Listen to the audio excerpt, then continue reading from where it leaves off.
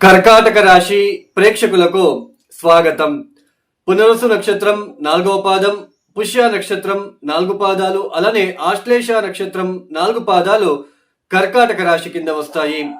శ్రీ పరాభవ నవ సంవత్సరంలో ఈ కర్కాటక రాశి వాళ్ళకి శని ఈ సంవత్సరం మొత్తం కూడా మీన రాశిలోనే, అంటే మీ జన్మరాశి నుంచి నవమ స్థానంలోనే సంచారం చేస్తూ ఉంటారు.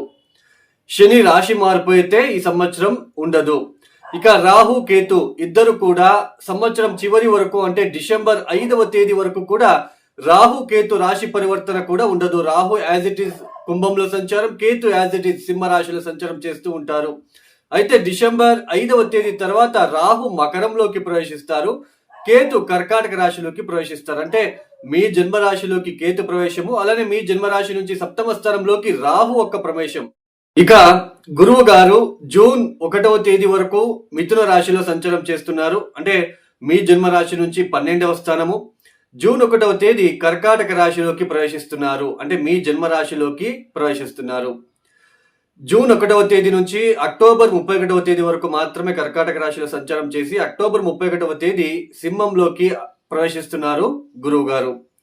అక్కడ మళ్ళీ ఒక మాసం సంచారం చేస్తూ వక్రించి మళ్ళీ సంవత్సరం చివరిలో మళ్ళీ కర్కాటక రాశిలోకే వెళ్తున్నారు. ఈ గ్రహ సంచార రీత్యా ఈ కర్కాటక రాశి వాళ్ళకి, ముఖ్యంగా కర్కాటక రాశి ప్రేక్షకులకి ఒక ముఖ్యమైన గమనిక. మనం గోచారం ద్వారా ఈ గురు బలము, శని బలము, రాహుకేతు బలాలు, అలానే ఆదాయ వ్యయ ఫలాలని చెప్పుకుంటున్నాం. ఈ ఒక రాశికి ఈ సంవత్సరం గురుబలం ఉంటే వచ్చే సంవత్సరం గురుబలం ఉండదు. కొంతమంది చెప్తూ ఉంటారు, మాకు ఏళ్ళనాటి శని అయిపోయిందని చెప్తున్నారు, అయినా మాకు మంచి జరగట్లేదు అని. ఈ గోచారంలో ఉంటున్న గురుబలము, శని బలం కావచ్చు, ఆదాయ వ్యయఫలాలు కావచ్చు, ఇవేవి కూడా మన జీవిత కాలాన్ని నిర్ధారణ చేయవు, డిసైడ్ చేయవు. వీటి వలనే మన జీవితాల్లో అన్నీ జరగవు.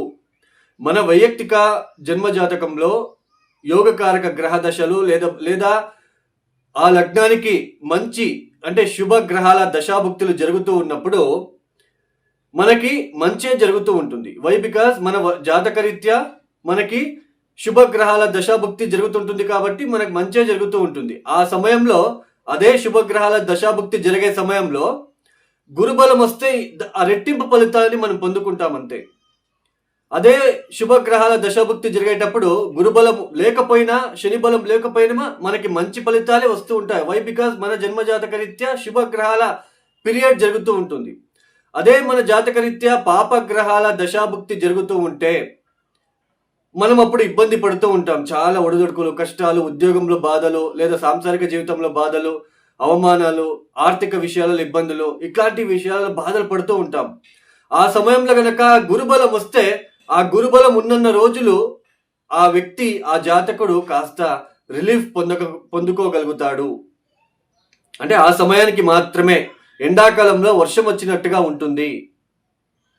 సో వాస్తవాన్ని అర్థం చేసుకోండి. జాతకరీత్యా చాలా ఇంపార్టెంట్. గోచారంలో ఉంటున్న గురుబలము, శనిబలం ద్వారా మన జీవితంలో అన్నీ జరగవు. మెయిన్ మన జాతకం చాలా ఇంపార్టెంట్. మన పాపగ్రహాల దశాభుక్తి జరుగుతూ ఉన్నప్పుడు మనం ఇబ్బంది పడుతూ ఉంటాం. ఆ సమయంలో గురుబలం వస్తే కొంచెం ఆదుకుంటుంది అని అర్థం. అలానే గోచారంలో విపరీత రాజయోగాలు కానీ, గజకేసరి యోగాలు కానీ, బుధాదిత్య యోగాలు కానీ వర్తించవు. అవి మన జాతకంలో ఉంటే వాళ్ళ దశాభుక్తి వచ్చినప్పుడు అవి వర్తిస్తాయి. బాగా గుర్తు పెట్టుకోండి. గజకేసరి యోగము 100 మందిలో ఒకరికి మాత్రమే ఉంటుంది. గజకేసరి యోగం అందరికీ ఉండదు. అలానే శుక్ర మహాదశ అందరికీ మంచి చేయదు. సో వాస్తవాన్ని అర్థం చేసుకోండి. ఇక ఈ శ్రీ పరాభవ నవ సంవత్సరంలో కర్కాటక రాశి వాళ్ళకి ముఖ్యంగా జూన్ 1వ తేదీ వరకు గురువు 12వ స్థానంలో సంచారం చేస్తూ ఉంటారు. ఒక పక్క నవమ స్థానంలో శని సంచారము, అలానే ద్వితీయంలో కేతువు, అలానే అష్టమ స్థానంలో రాహువు. ఇది 12వ స్థానంలో గురు సంచారం అనేది మీరు ఆల్రెడీ చూస్తూ వస్తున్నారు. ఖర్చులు ఎక్కువగా అవుతూ ఉంటాయి. మీ చేతి ద్వారా ఖర్చులు పెరగడము, ఏదో ఒక విషయానికి ఖర్చులు ఎక్కువ ఖర్చులు పెరిగిపోవడము, ఆలోచనలు. సో కుటుంబంలో అంత సన్నిహితంగా లేకుండా ఉండడము, కుటుంబంలో ఏదో ఒక తెలియని ఇబ్బందులు లాంటిది. అలానే కుటుంబ వ్యక్తులతో అప్పుడప్పుడు తగాదాలు లాంటివి, గొడవలు లాంటివి, ర్యాష్గా మాట్లాడడము, వేళ్లకు సరిగ్గా భోజనం చేయలేకపోవడము, ప్రతి పనిలో ఆటంకాలు, విద్యార్థులకు ఆటంకాలు, విద్యార్థులు నా చదువంతా అయిపోయింది, ఉద్యోగం కోసం ప్రయత్నం చేస్తున్నాను, ఉద్యోగం రావట్లేదు. సో ఇలా ప్రతి విషయంలోనూ కూడా ఇబ్బందులు పడుతూ కర్కాటక రాశి వాళ్ళు చాలా ఒడిదుడుకులు పడుతూ వస్తున్నారు. కనీసం 2026 సంవత్సరంలో అయినా బాగుంటుందా అనే ఒక భరోసాతో ఉంటున్నారు కొంచెం ఈ కర్కాటక రాశి వాళ్ళు. బట్ వాళ్ళ జాతకరీత్యా బాగా ఉంటే పెద్దగా గోచార ఫలితాలని పట్టించుకోవాల్సిన అవసరమే లేదు. అలానే అష్టమ స్థానంలో రాహు ఒక సంచారము. అష్టమ స్థానం అంటే ఏంటి? ఆకస్మికంగా జరిగే సంఘటనలు ఆకస్మికంగా సడన్ ఇన్సిడెంట్స్, అది మంచి కావచ్చు, చెడు కావచ్చు.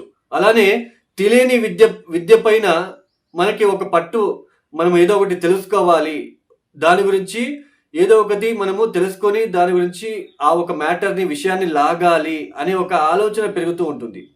అలానే అష్టమ స్థానంలో కుజ మరియు చంద్రుడు లాంటి గ్రహాలు ఉన్నప్పుడు ఈ సర్జన్ వృత్తిలో ఉన్న వాళ్ళు, డాక్టర్స్ కి మెయిన్ ఇంపార్టెంట్ కుజుడు. శస్త్రం అంటే ఆపరేషన్ చేసే సర్జరీలు. సో అంటే మెయిన్ కుజుడే కారకత్వం. అంటే మన బాడీలో ఏముందో మనకి తెలీదు, డాక్టర్స్ కి తెలుస్తుంది. అలాంటి స్థానమే అష్టమ స్థానము. సో 8th house లో గనక కుజ చంద్రులు గనక ఉంటే అలా మంచి సర్జన్లు అవుతారు, డాక్టర్స్ అవుతారు. అలానే అక్కల్ట్ సైన్స్ అంటే రహస్య విద్య, జ్యోతిష్యం కావచ్చు లేదా మంత్ర విద్య కావచ్చు, ఇవన్నీ నేర్చుకోవడానికి అష్టమ స్థానమే చాలా ఇంపార్టెంట్. అలాంటి అష్టమ స్థానంలో రాహు ఒక ప్రవేశము కాస్త రిసర్చ్ ఓరియంటెడ్, తెలియని విషయాల పట్ల తెలుసుకోవాలి అనే ఒక తపన కూడా ఇక్కడ ఉండడానికి ఆస్కారాలు ఉంటాయి. మొత్తానికి జూన్ 1వ తేదీ వరకు గురువు గారు గురుబలం లేదు, ఖర్చులు ఏదో ఒకటి ఇబ్బందులు అండి, ఖర్చులు అండి. డబ్బు విషయంలోనే చాలా ఒక ఆలోచన పెరిగిపోతూ ఉంటుంది ఈ సమయంలో. ఇక జూన్ 1వ తేదీ తర్వాత జన్మ రాశిలోకి ప్రవేశిస్తారు. మీరు ఎదురు చూస్తున్న ఒక ఏంటి అంటే జన్మరాశిలోకి గురువు గారు వస్తున్నారు, అప్పుడైనా బాగుంటుందా అని. జన్మరాశిలో గురు సంచారం అనేది ఆర్థికంగా అయితే పెద్దగా కలిసి రాదు. అలానే సరైన నిర్ణయాలు తీసుకోలేకపోతూ ఉంటారు.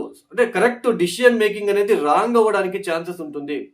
అదేంటండి, చాలా మంది జన్మరాశిలో ఉచ్చస్థలంలోకి వస్తున్నారు, చాలా బాగుంటుంది అని చెప్తున్నారు.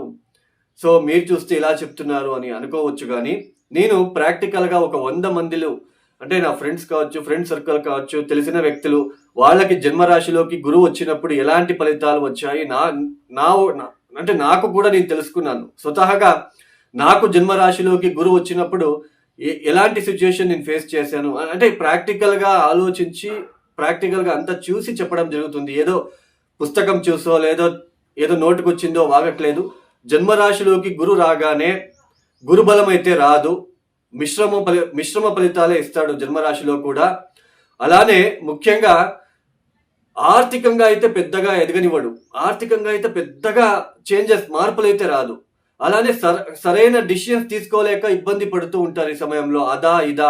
అంటే కరెక్ట్ డిసిషన్ మేకింగ్ అనేది కరెక్ట్ గా ఉండలేకపోవడము, ఇతరుల పైన ఆధారపడడం అనేది కనిపిస్తుంది. నేను చేస్తున్నది కరెక్టా, లేదా ఇటు వెళ్ళొచ్చా అనే ఒక అడగడం అనేది ఇక్కడ మీరు చూస్తారు ఈ సమయంలో. అలానే ఈ మ్యారేజ్ అంటే పెళ్లి కాని వాళ్ళకి పెళ్లి సంబంధాలు వస్తూ ఉంటాయి ఈ సమయంలో. కానీ వాటిలో ఏదో ఒక విఘ్నాలు, ఎవరో థర్డ్ పార్టీ, మూడో పార్టీ వచ్చి ఆ అబ్బాయి మంచోడు కాదంట, లేదా ఇంకోటి ఏదో ఒకటి చెప్తారు.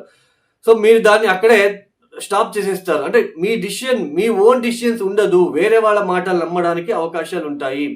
మరి ఏంటండి, మరి మంచి జరగదా మాకు జన్మరాశిలో గురువు రాగానే అంటే తీర్థక్షేత్రాల దర్శనాలు చేస్తాడు ఈ సమయంలో. తీర్థక్షేత్రాల దర్శనాలు, దేవతా కార్యాల మీద ఆసక్తి కలిగిస్తాడు. అలానే ముఖ్యంగా తండ్రి ఆరోగ్య విషయాల్లో ఎవరైనా ఇబ్బందులు పడుతూ ఉంటే ఆ ఒక ఆరోగ్యరీత్యా ఇబ్బందులు తగ్గుతాయి. అలానే ప్లేస్ చేంజ్ అవ్వడానికి ఛాన్సెస్ ఉంటుంది, ఉన్న స్థానం నుంచి ఇంకొక స్థానానికి వెళ్ళడానికి ఛాన్సెస్ అనేది ఉంటుంది. అలానే ఇంకా ఏదైనా కోర్సెస్ చేయడానికి అవకాశాలు వస్తాయి ఈ సమయంలో.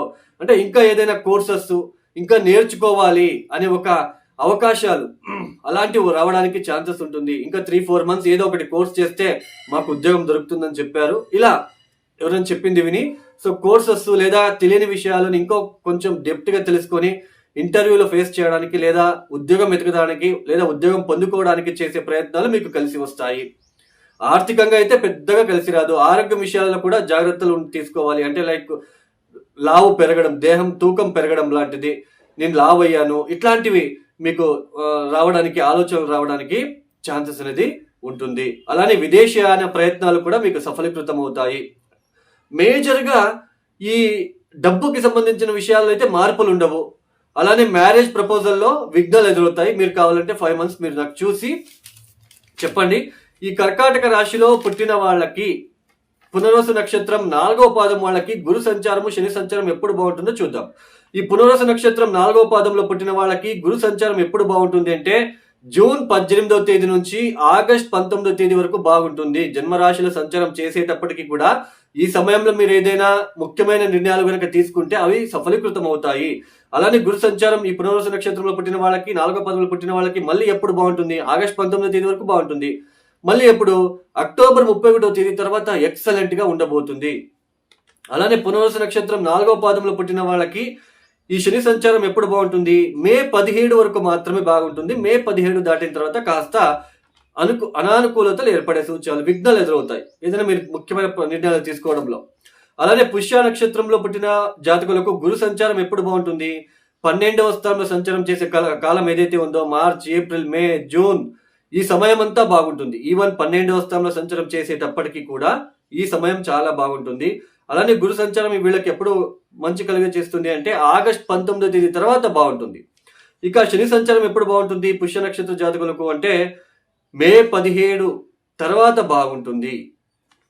ఆశ్లేష నక్షత్ర జాతకములకి ఎప్పుడు బాగుంటుంది గురు సంచారము? ఆగస్ట్ 19వ తేదీ వరకు, మార్చ్, ఏప్రిల్, మే, జూన్, జూలై, ఆగస్ట్ 19వ తేదీ వరకు గురు సంచారం బాగుంటుంది. అంటే ప్రతి పని మీరు ఏదైనా ఇంపార్టెంట్ పనులను గనక మీరు పూర్తి చేయాలనుకుంటే ఈ సమయంలో మీరు యూటిలైజ్ చేసుకోవచ్చు.